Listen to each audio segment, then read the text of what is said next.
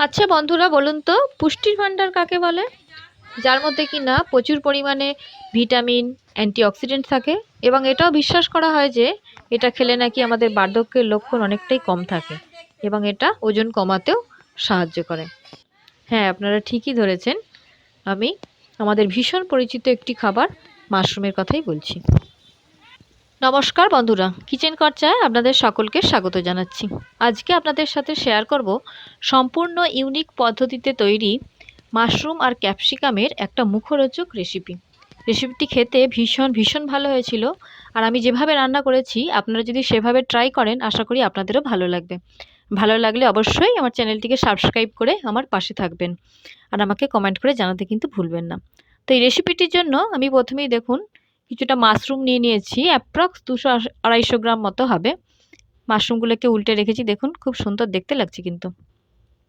তো যাই হোক, মাশরুমগুলোকে এবার একটা একটা করে পাপড়ির মতো অংশগুলো ছাড়িয়ে নিয়ে দেখুন লম্বা লম্বা করে একটু কেটে নিতে হবে।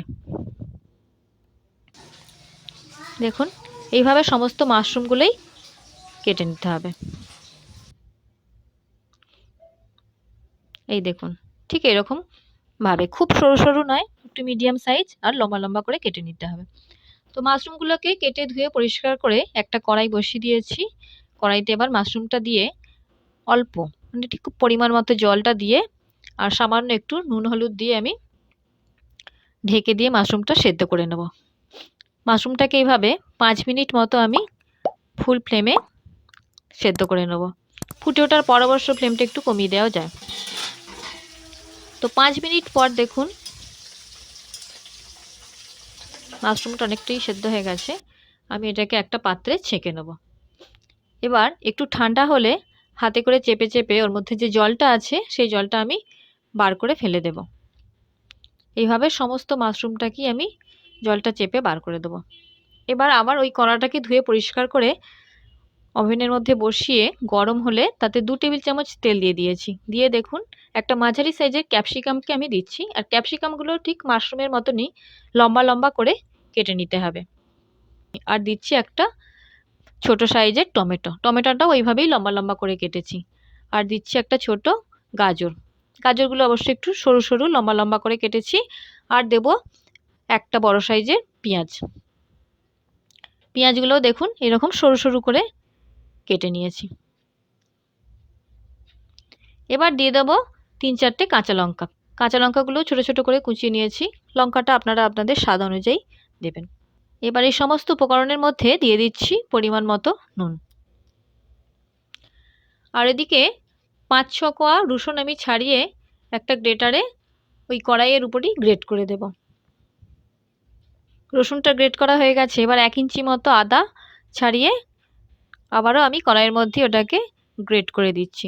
দিয়ে সমস্তগুলোকে আমি 5 মিনিট মতো মিডিয়াম ফ্লেমে ভেজে নিয়েছি। এবার একটা মাঝারি সাইজের সেদ্ধ আলুকে হাতে করেই ওর মধ্যে হালকাভাবে একটু ম্যাশড করে কড়ার মধ্যে দিয়ে দিচ্ছি। দিয়ে আবারও আমি একটু ভেজে নেব আর খুন্তি করে আলুটাকে যথাসম্ভব ছোট ছোট করে দেওয়ার চেষ্টা করছি। তো এগুলো ভাজা হয়ে গেছে। এবার যে মাশরুমগুলো আমি চেপে জল বার করে রেখেছিলাম দেখুন সেই মাশরুমগুলো আমি কড়াইয়ের মধ্যে দিয়ে দিচ্ছি। দিয়ে সমস্তগুলোকে 1 মিনিট মতো ভেজে আমি এটা অফ করে রেখে দিয়েছি। এবার একটা পাত্রে 100 গ্রাম মতো বেসন নিয়েছি আর নিয়েছি 1 টেবিল চামচ চালের গুঁড়ি। আর দিয়ে দিলাম টেবিল চামচের হাফ টেবিল চামচ চিনি, চা চামচের হাফ চামচ মতো নুনটাও স্বাদ অনুযায়ী দেবেন। আর দিলাম সামান্য একটু খাবার সোডা।